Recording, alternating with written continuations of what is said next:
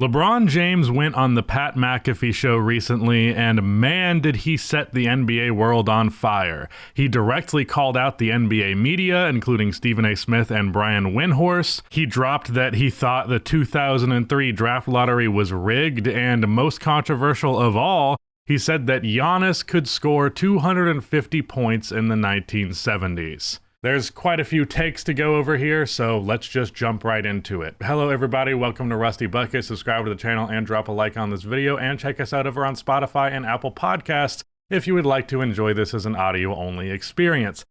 With that said, let's jump right into the most controversial clip. This has definitely been the biggest takeaway that people have had and discussed, but of course, there's many more. Let's talk about the NBA in the 70s. You trying to tell me Giannis wouldn't be able to play an NBA game in the 70s? Handshake, he wouldn't be able to do it. Giannis, Neither would you. Neither would you. Giannis Antetokounmpo would have 250 points in a game in the 70s. 250. So first things first, obviously 250 is probably some degree of hyperbole on LeBron's part. He does repeat it again after, so maybe he is actually doubling down with that one, but I'm going to choose to read this as a slight exaggeration, but this was obviously very controversial, and I guess first we can just go over how exactly right LeBron would be about this. You know, first things first, what does it even mean to drop Giannis into the 70s? Like, are we saying he was raised in the modern world to become the player that he was, and then we're just teleporting 2025 Giannis to 1970? Or is this that Giannis got raised in that context and then became that player within the context of the era? He would probably have a very different game, probably be more big man oriented, and that's kind of why I find the comparing eras thing always a little bit silly, because yes, Giannis is the player that he is in this modern context, but would he be the player that he was in that context? Not necessarily. There are a lot of world-class athletes who played at this time that if they were able to play in the modern era with modern conveniences, then they would be much better than they would be if you teleported them from the 70s till now. Now, a lot of people wanted to highlight the best players of this era as a reason why Giannis couldn't do this, like the Bill Waltons, Kareem Abdul-Jabbars, and like Julius Ervings of the world. And the thing about that is, sure, could Giannis not dominate those all-time greats? Absolutely. But could he drop 250 on one of the bad NBA teams from the 1970s? Again, I think 250 is a little bit of a stretch, but could he get 150? Could he get up to 200 against like Otto Moore of the 1971 Detroit Pistons? Like, obviously the top players who are known for their defense, Giannis isn't just going to have a cakewalk. It's not like every player back then was 5'5". There are true bigs who can protect the rim, and while they might not be as good at it as they might be theoretically in the modern context, you know, it doesn't mean that Giannis is just going to be dunking over literally every guy. But against some bad teams, against some teams that have pretty weak rim protection, yeah, he would absolutely feast against them. There's also the context of spacing. That's a thing that is in favor of Giannis in this modern era, but something that is not in favor of him is there is a more nuanced understanding of defense and how to play it, and more special like lineups and strategies thrown at you than you used to get. The game was just more simplistic in the past, and its complications have benefited Giannis more than it has hurt him. But at the same time, in terms of just being a physical specimen, in terms of having abilities that the league just has not seen, if you teleported Giannis and dropped him into back then, yeah, he would be the best player in the league, or at least it would be him and Kareem competing for that title. Now, they want to call this disrespectful. That's been the general takeaway from older players, media members, things like that. And I don't really get it. I can't say that it really makes any sense if you're looking at this from an objective lens, which is that this exact same thing has been happening forever, just in reverse order. Like saying that Michael Jordan would average 50 points per game in the modern NBA. I think that is ridiculous for a litany of reasons. Now, he averaged 38 before, and he did it with much worse spacing, so it wouldn't shock me if he could get to like 40, but I don't think it's fair to be upset that you're saying that, oh, you take this player from now and put them back then, they would dominate. You're doing the same thing in reverse, saying take this player from back then and put him in today's NBA, they would dominate. It's the exact same fucking thing. It's some very cry bully behavior. A cry bully being like someone who can dish it but absolutely cannot take it. Someone who is going to use the same criticism over and over and over again, and then the moment you reverse that back on them, talk to them the same way they talk to you, they act like you're being a monster and cry about it. And this interview has spawned a bunch of different levels of cope from multiple media members. Of course, the most prominent voice in that being Stephen A. Smith. We're going to be discussing one thing he said about it at the tail end of this, but for the most part, I'm going to talk about him in another little Rusty Buckets video. I'm trying to stop talking about him, but oh man, he's making it everybody's problem right now. So yeah, I also want to highlight that the 1970s are actually a weaker era, in my opinion, than the 1960s were, at least towards the tail end of the 60s, just because of the ABA pulling so much talent out of the league.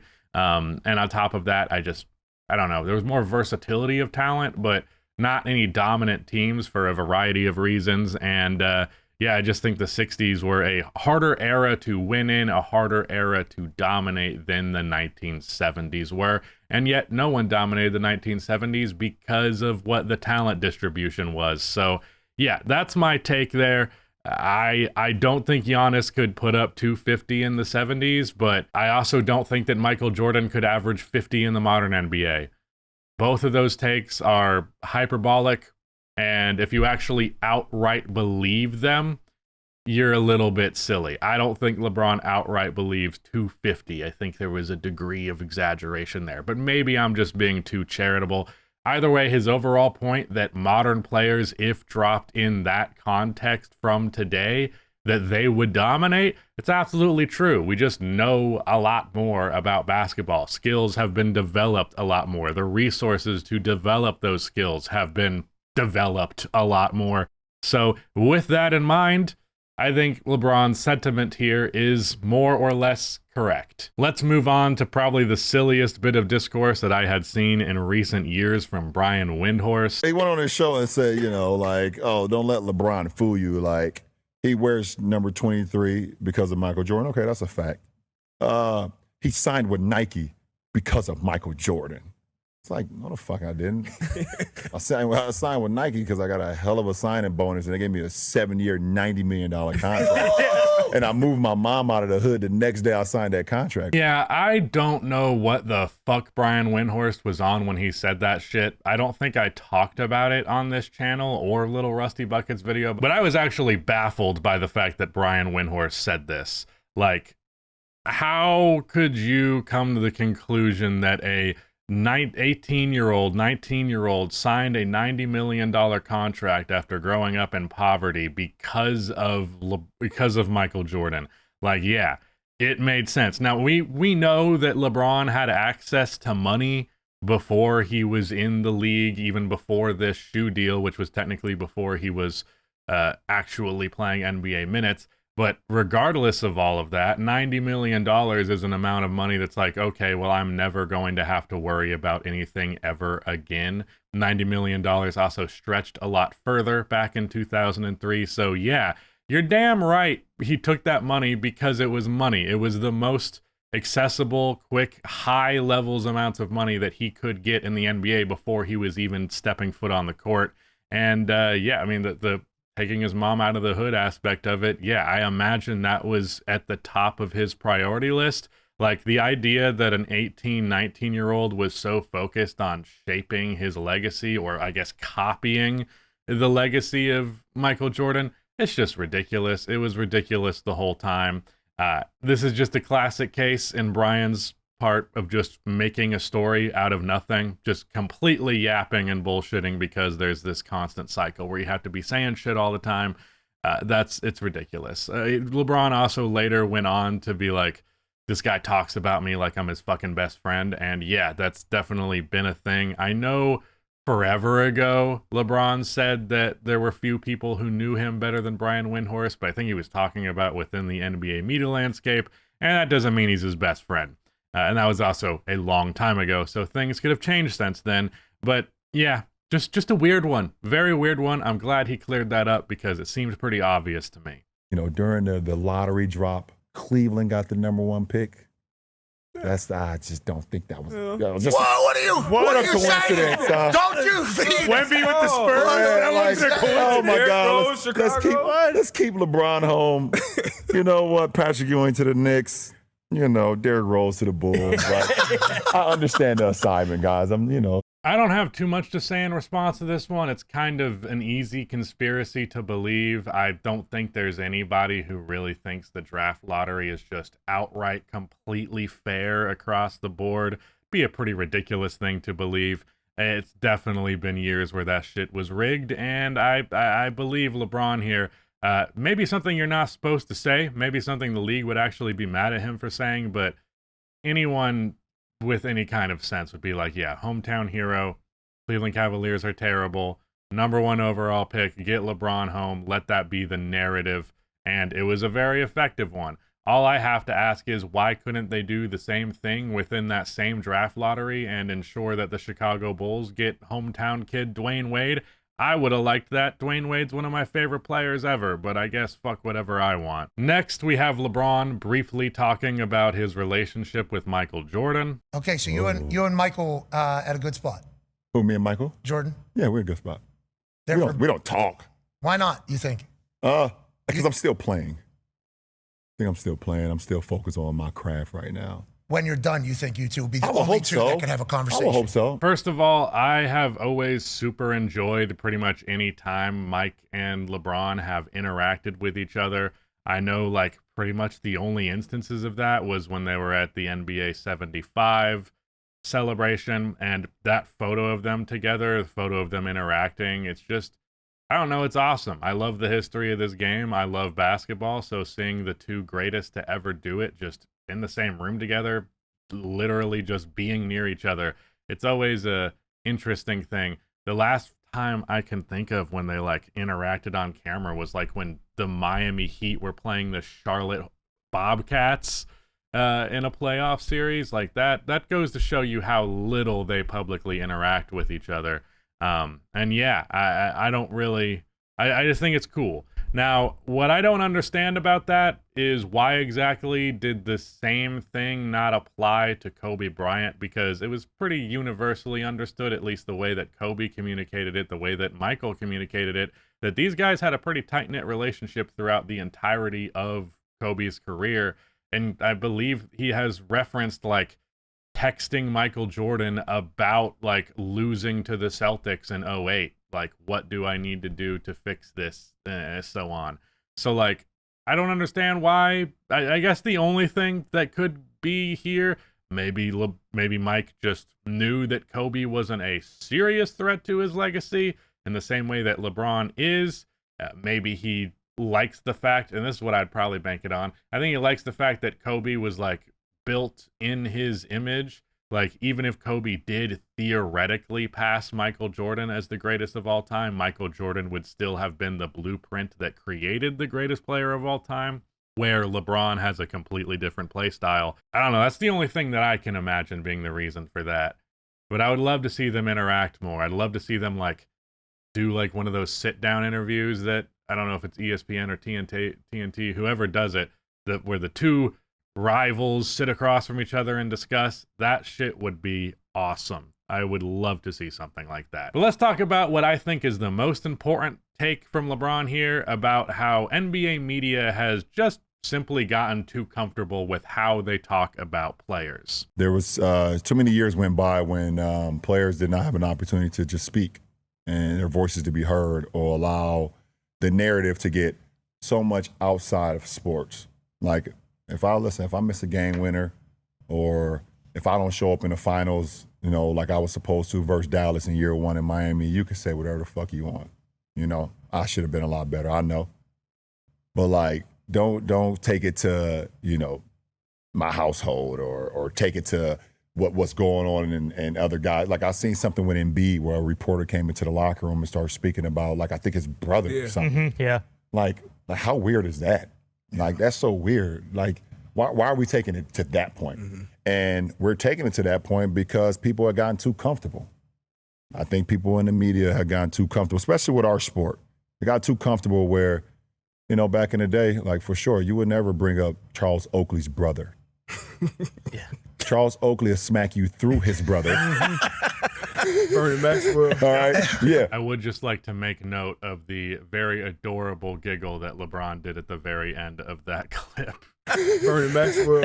Bernie Maxwell. What a sound to come out of such a giant man. All right. This first things first is something that I harp on all the time. When it gets personal, it's very weird. When basketball failings are treated like moral failings, I don't think that we can look at this sport objectively, or will harp on things that are negative more so than the positive because we're so focused on this criticism culture. And that criticism can only go so far on the NBA court, and there is this 24/7 news cycle. So you see people consistently stepping over the line, like questioning like LeBron's ethics as a father based on bringing his son into the league, potentially using a dash of nepotism there. But like that shit, the way that Stephen A. Smith talked about LeBron as a father was personal and weird and understandably personal to LeBron. You can't act like those are separate sectors. You were talking about a real person with a real life. And that's the thing. People treat these guys not like people, but they're vessels for entertainment or vessels for spreading a narrative. And while obviously I myself profit off of covering the league, I have made a point, especially in more recent years, to be sure that I'm never dehumanizing these athletes. And unfortunately, that is not something that many media members concern themselves with at all, and you can tell by the way that they conduct themselves. The way that they have responded to this is extremely telling because they're acting like, well, we don't do anything wrong all the time. Meanwhile, yes, the fuck that they do. The example that he cited about the reporter talking about Joel Embiid's brother, I talked about that on this channel. I think it was just in an NBA news video, but like, that's just unacceptable. Leave it to the game, leave it to criticizing the game, and that's cool. But you want to know the reason why these reporters so often do not do that shit, or at least not these reporters. Reporters across the board are mostly fine, but like the sports media talking heads, the reason why they cross these lines is because they don't watch the fucking game, or they don't want to talk about anything that's not related to LeBron. And I think it became entirely normalized that LeBron, every aspect of his life would be picked apart and talked about on national television constantly. People built their entire careers based on reporting on this guy and hating on this guy. You cannot ask players to shut up and dribble. You cannot ask them to bend the knee to the NBA media and be accepting of the bullshit that they spread, which actively hurts the game. You can't ask them to do that. It's a unrealistic expectation, and I think it is largely a good thing that the barrier between players and media has been broken. And I don't mean former players being in the media. I mean players who are playing right now, interacting directly with and criticizing the media as it is happening. Because for a very long time, as LeBron mentioned, athletes were just expected to sit there and be cool with shit like this. But it has become more pervasive in NBA culture to just call it out when it's seen. And I love that. I'm very much on LeBron's side on that one. I'm very much on player empowerment side of this thing. Like, I don't have beef with covering the sport. Obviously, I wouldn't cover the sport if I did. But it is how you cover the sport that is so important. And so many people are crossing those lines all the time. And I have no problem with anyone standing up for themselves when those lines are crossed. Now, Stephen A's dumbass take about this whole thing, about the era thing, was that LeBron hates the fact that people can point to previous eras and talk about what you're not. As I mentioned, going to be doing a little Rusty video about some other shit that he said, specifically about LeBron not attending Kobe's memorial, even though he did attend Kobe's memorial. And that was just an outright incorrect thing that he said live. But more importantly, maybe not more importantly, but again, why does this not go both ways? I can look at previous eras and point at what they're not by contrast to today's era. Oh, the stupid ass 70s, nobody could dribble. You had double bigs out there, and regularly it would be one or two guys completely offensively inept. I don't have to watch Brandon Bass. Okay, Brandon Bass is a bad example. I love watching Brandon Bass.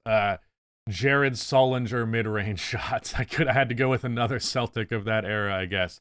But like dudes who just had no business shooting the ball or had no business being a prominent part of an NBA offense or used within an NBA offense at all. Dudes who would just be in the league purely for defense and effort. Like they're not even basketball players. They're just tall athletes. Like you don't get that in the modern NBA. The game is far more polished than it has ever been before.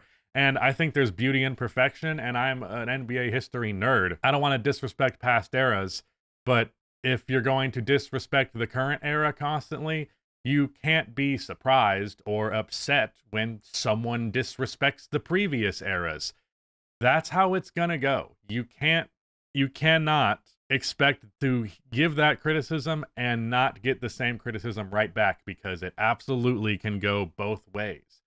The media has talked about LeBron for 25 years now, and over time it's slowly but surely become weirder and weirder, and I'm glad he's taken the gloves off. I'm glad that he's talking back to them. I feel like he should have done it a long time ago. Honestly, after 2016, his legacy was sealed in stone. That should have been the point that he just took the gloves off. At least after 2020, LeBron has been the most media-trained, non-controversial take-having guy for almost his entire career, to a point where it's actually terrifyingly good, to the point where I'm just like, okay, what are you hiding? Like this, a level of media training that I would call him like one of the most media-trained people in the history of humanity, especially given that shit started when he was like 2013. When he was like 13, not 20. When he was 13. Yeah. People building whole careers around hating you is crazy. And with that being the case, expecting him not to hate back, what are we doing? Can you imagine how pissed off Skip Bayless is about this whole thing? Not a word about him. Whole interview didn't mention him directly. Beefing with Stephen A. Smith publicly, constantly calling him out. Oh man, 70 plus years, 30 of them talking shit about LeBron, and still he will not acknowledge you publicly. Says a lot. All right, that's it. Bye.